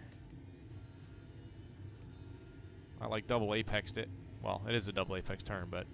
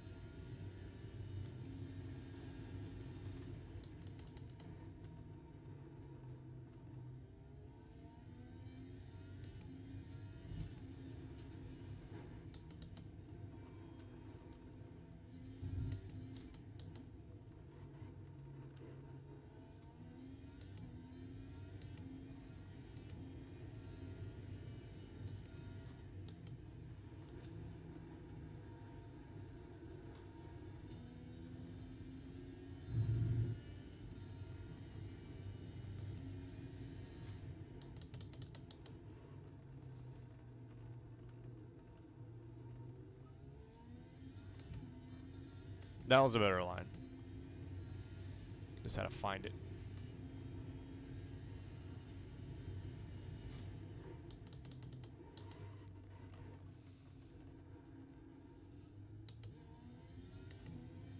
Missed a shift.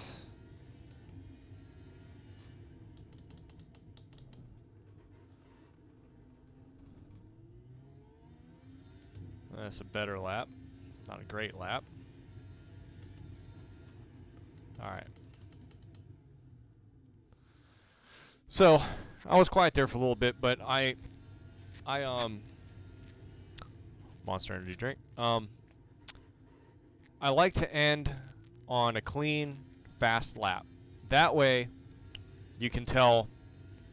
You know you haven't hit any bumps. You know you really haven't, really screwed up a lot of corners and things like that. You're going to get an accurate reading for your tires. You're going to get accurate readings in Motec, in telemetry, and one of the other things you're going to see is that, hey, I turned my fastest lap at this hot tire pressure. So you can tell where the heck you're at. So you can say, like, okay, I'm at this. Let's try this direction. If it gets better or worse, then you know which way to go as far as your temperatures or your tire pressures. So that isn't bad.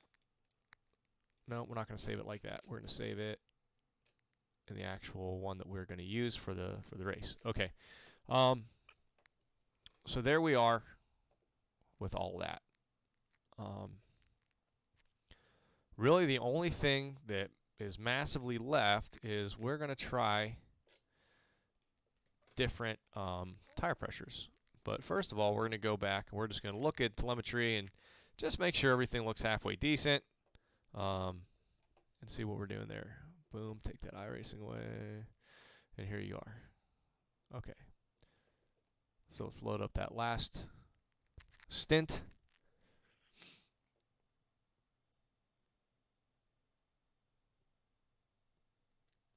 .116, 167.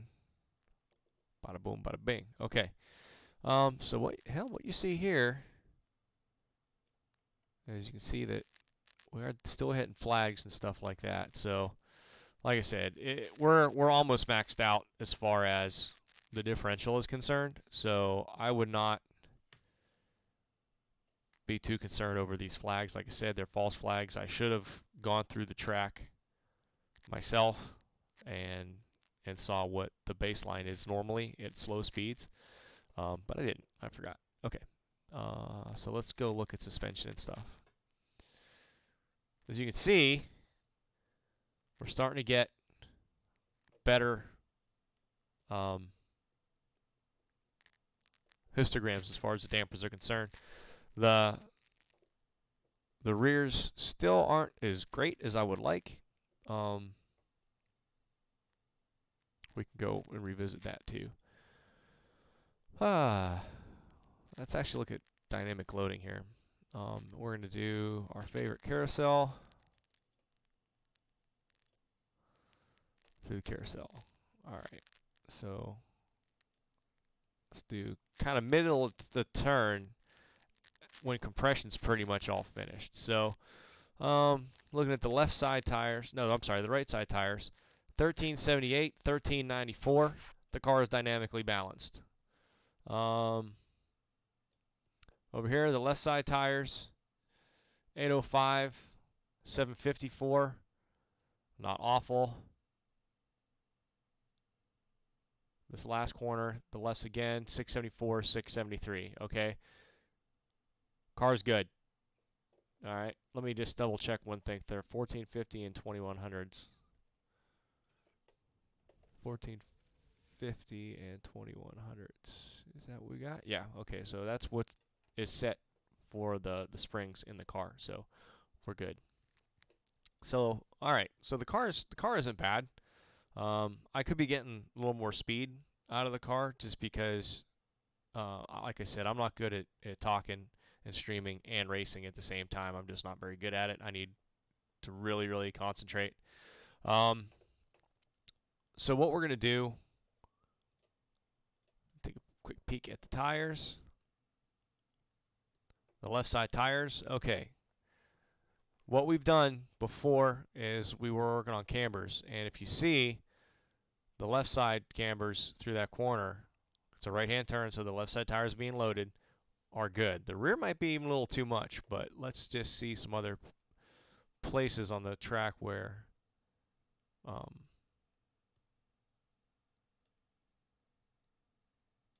camber will come into play. Okay, so left side tires again, 35, 35, wait, man, okay, 55, 48, 75, 66, so you're talking 10 degrees there. And you can see all this in graph form up here. So the left is relatively flat, the left rear is relatively flat. So we're dealing 5, 6, 7, 8 degrees there. And about, what is that, 9 or 11? No, 9. 9 degrees there. I'm not good at the maths. So the higher speed stuff's pretty much the same thing. So it isn't awful. I think we're pretty good all around. But what we're going to do is we're going to do these tire pressures, and we're going to try and get these things a little more into the green. And so what I was talking about tire pressures yesterday is there's a bracket that you want to get the tires in, an optimal range of hot pressures, and the pressure is going to yield the optimum temperatures. So one thing relies on the other, or I should say one thing affects the other. So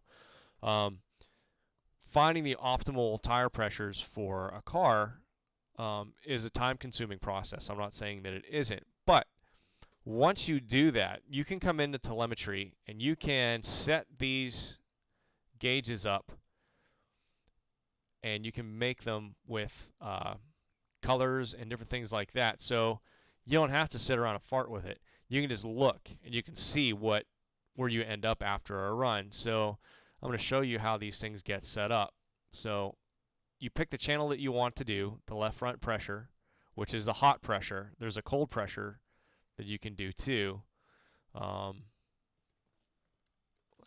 front, okay. Where is the cold pressure? There, cold pressure, okay. You don't want that because it really, honest to God, doesn't matter. The only thing that would be good for is if you wanted to create a math channel that told you what the pressure increase was over a run. And how that helps is that if you know for a certain track temperature with a certain cloud condition at a certain track, well, I should say at a certain track temperature, the tire increases 12 psi over a run, you can make a database with that, and you can like write it all down. Like when people say like, hey, everybody has a notebook in racing, that's what we do. We write down temperatures, pressures, all the atmospheric conditions, and then we go back and we reference that from session to session. You can go back and you can say like, oh, I'm at Sonoma this week. The track temp is usually this or whatever, but actually, let me put it this way. You get into a race session, and iRacing changes the tire or the temperatures, the atmospheric conditions all the time. So you may be in a practice session where the track temperature is 80. You go into a race session, and it's like 110. You can go back to that book, and you can say, okay, at 110 degree track temperature, the tires go up 12 psi. Start the optimal tire pressure is 25. We start them 12 pounds less than that, and that's in that 5-minute window that you have at the beginning of a warm-up before a race. That's where that comes in handy. Okay, but I'm not that advanced quite yet. So you have to look at the heck. You have to look at I don't know why that just did that. Oh, that's because I changed. Scheiße.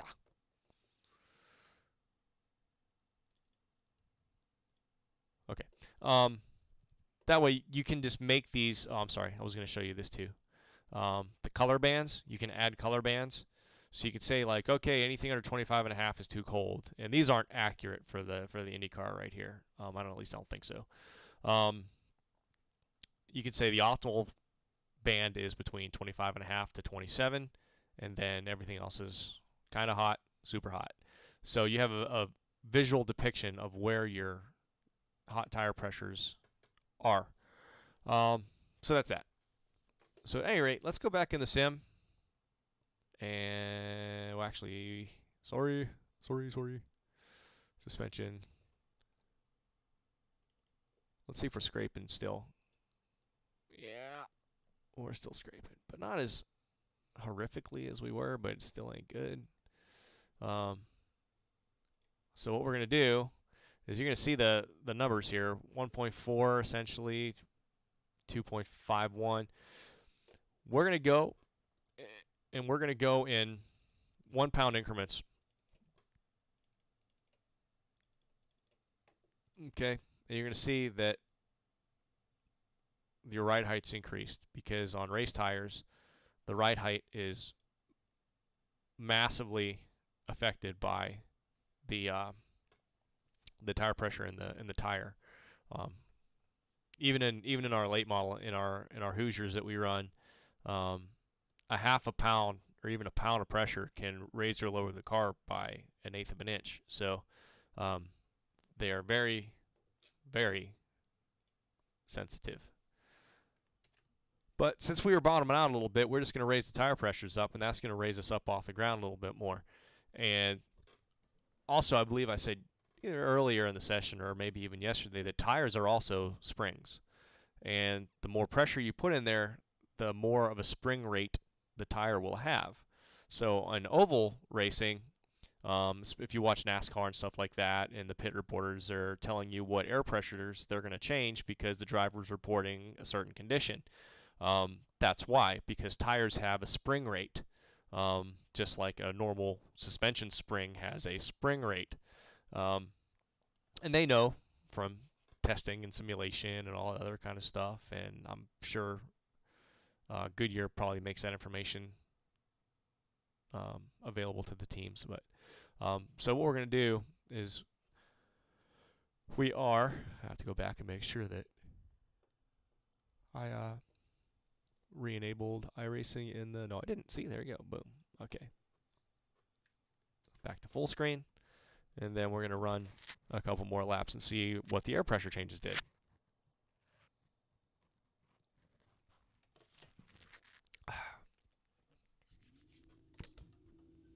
Sweet nectar of life.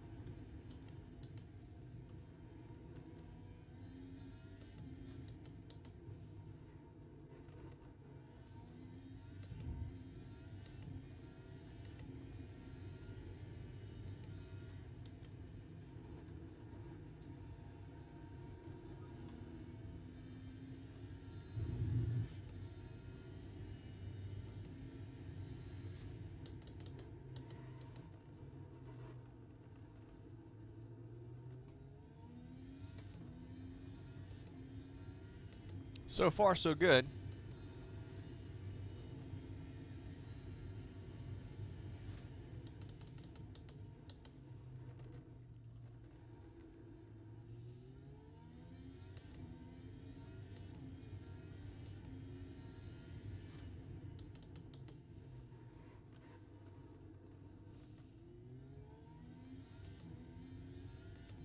So, first lap out, we gain basically a half a second. 1 pound of pressure change. Half of a second.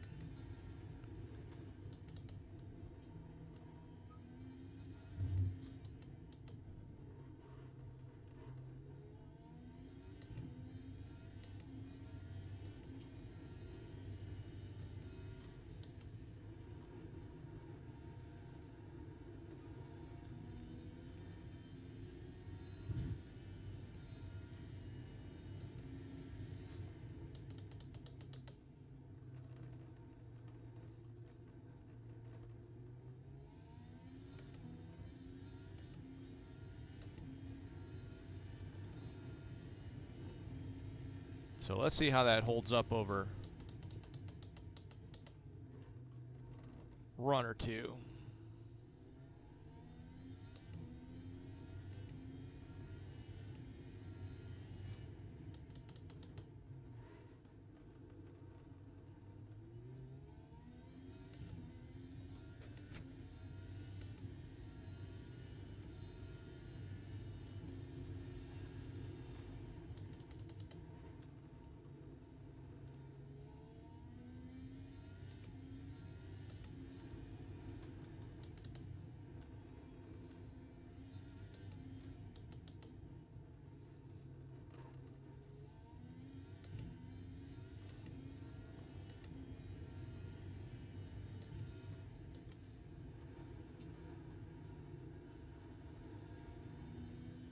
A little late back to the throttle there.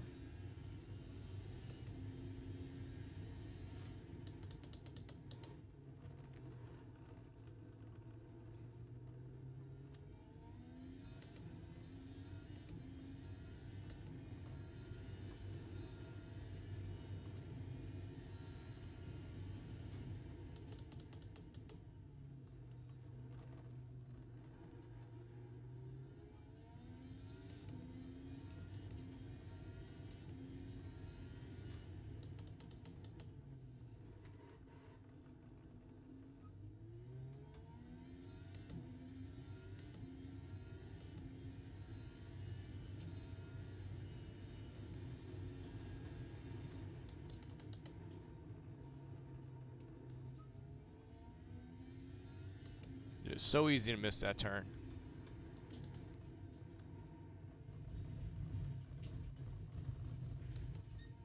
It screws you up for everything else.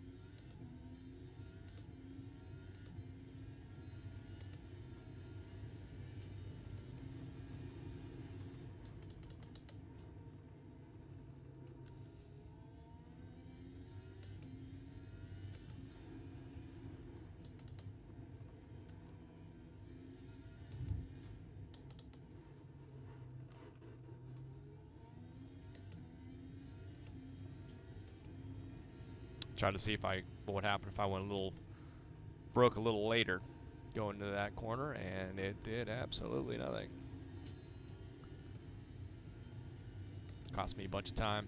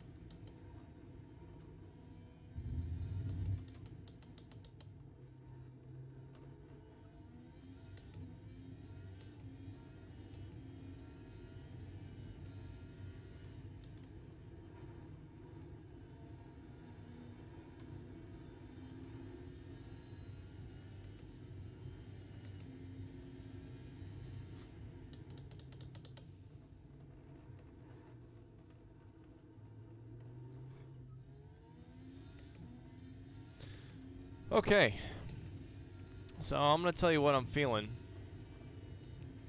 The initial run was good. That first lap was awesome. And after that, the fall off has been pretty accelerated.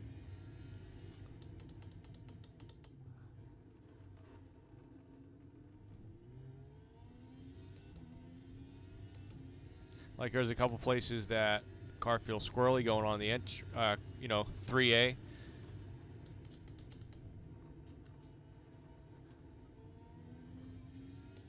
wasn't as squirrely coming up through this section as it is now. Like right there, that transition, it got really squirrely. That may be, for me,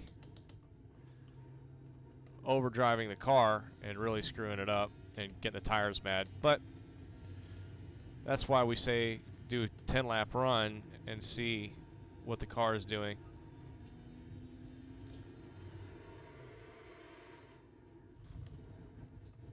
Trace.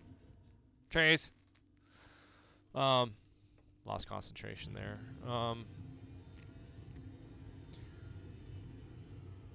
Is it bad? Not really. Do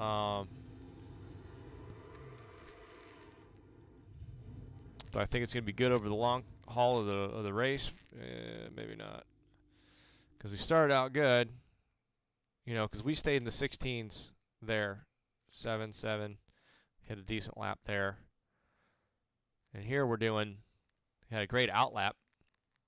And then 16. So we're around the same ballpark as we were before, but I think the fall off was getting a little bit worse. So don't know what we're going to do from here. We may experiment with some things back and forth and whatnot as far as the tire pressures are concerned and everything like that. But as far as the setup tutorial and the live stream, we're gonna call it a day, and then we're gonna bring it back with the strength of field race at 4 o'clock. That's 4 o'clock Eastern time. So what I'm going to do now is we're going to concentrate on turning some good laps, maybe run some full stints, and we're going to start experimenting with tire pressures and what the average fuel stint lap times are.